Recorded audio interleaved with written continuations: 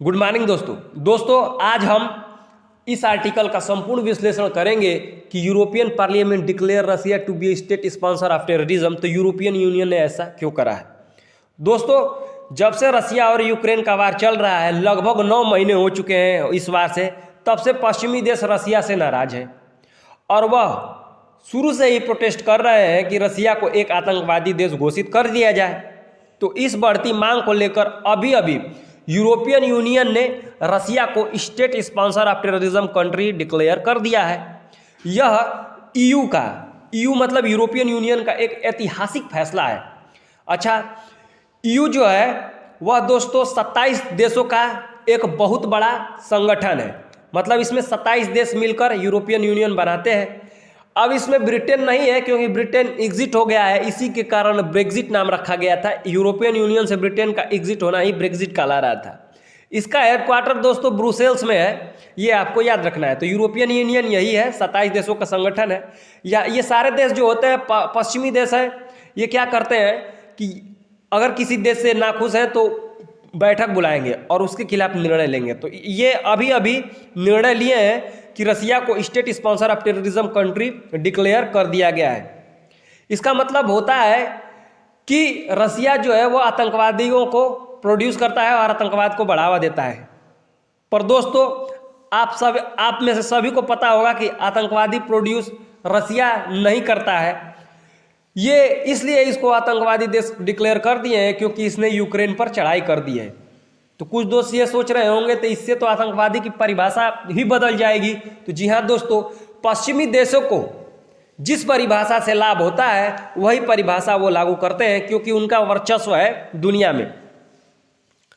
तो दोस्तों, आप सभी में से कुछ लोग ऐसे भी होंगे जो सोच रहे होंगे तो आतंकवादियों को प्रोड्यूस करने का काम तो पाकिस्तान का है, पर उसे तो कभी भी आतंकवादी डिक्लेयर नहीं किया गया है। तो दोस्तों, मैं इसको बताता हूँ ऐसा क्यों नहीं किया गया है। कारण है दोस्तों, पश्चिमी देश में सबका माई बाप अगर बात की जाए तो कौन है? नॉर्थ अमेरिका कॉन्टिनेंट में पाया जाने वाला एक कंट्री जिसका नाम है यूएसए।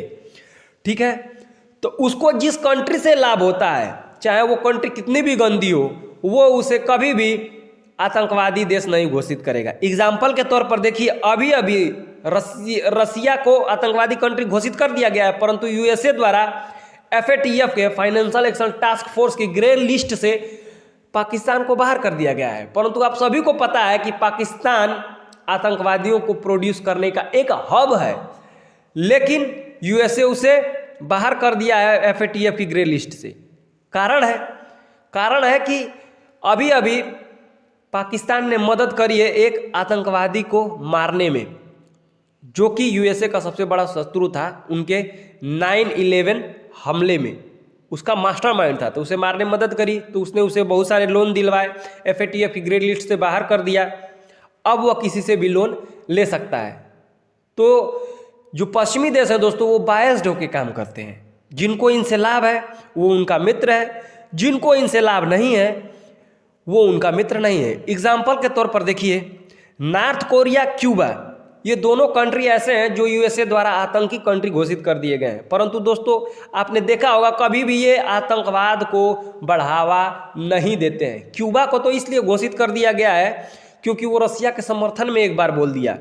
नॉर्थ कोरिया, हाँ, माना कि नॉर्थ कोरिया में एक तानाशाह किम जो उंग नाम का रहता है जो थोड़ा सनकी है और वह बार बार धमकी देता रहता है कि हम हमला कर देंगे, हम किसी से नहीं डरते हैं। परंतु दोस्तों, वह वार के परिप्रेक्ष्य में बोलता है, न कि आतंकवादी प्रोड्यूस करके मुजाहिदीनों को भेजता है कि जाओ और इनको क्या करो, तबाह कर दो।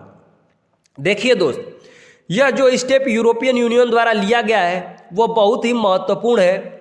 इसीलिए अब सबकी नज़रें यूएसए पर टिकी हुई हैं क्योंकि सबका माई बाप यूएसए ही है।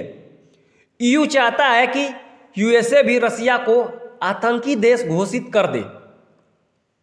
इससे फायदा क्या होगा? इससे फायदा पश्चिमी देशों को होगा कि रसिया से कोई भी देश व्यापार नहीं कर सकेगा। अमेरिका द्वारा उस पर काटसा लगा दिया जाएगा, जिससे रसिया की अर्थव्यवस्था पूरी तरह से चरमरा जाएगी। अब ये यूएसए ऐसा करेगा तब होगा, परंतु यूरोपियन यूनियन ने भी ऐसा करा है। तो इसका मतलब ये हुआ कि यूरोपियन यूनियन मतलब जो उसके 27 देश हैं उसमें से तो अब किसी से व्यापार करने से रहा रसिया। रसिया ने इससे पहले कि यूएसए कोई फैसला दे, यूएसए को धमकाते हुए साफ साफ लफ्ज़ों में कहा है कि तुम ऐसा कुछ भी मत करना, क्योंकि अगर तुमने ऐसा कुछ भी किया तो इसके दूरगामी परिणाम होंगे। ईयू ने जिस तथ्य पर इन्हें आतंकवादी घोषित करा है वह तथ्य यह है कि ईयू के अनुसार यूक्रेन पर रसिया का हमला नहीं होना चाहिए था। यूक्रेन को अपनी टेरिटरी दे देनी चाहिए जो कि रसिया द्वारा कब्जा कर लिया गया है।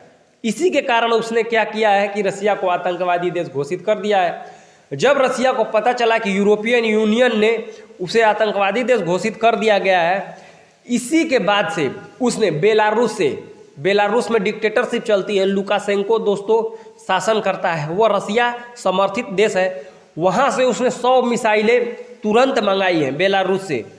ऐसा अनुमान लगाया जा रहा है कि अब यूक्रेन की खैर नहीं, क्योंकि 100 मिसाइलों का हमला यूक्रेन पर होने वाला है। तो दोस्तों ये जो आप न्यूज़ देख रहे हैं, ये आर्टिकल था वह यूरोपियन यूनियन द्वारा पब्लिश था। वहाँ पर जो निर्णय लिया गया था उसका संपूर्ण विश्लेषण करा हमने कि यूरोपियन यूनियन ने ऐसा क्यों करा।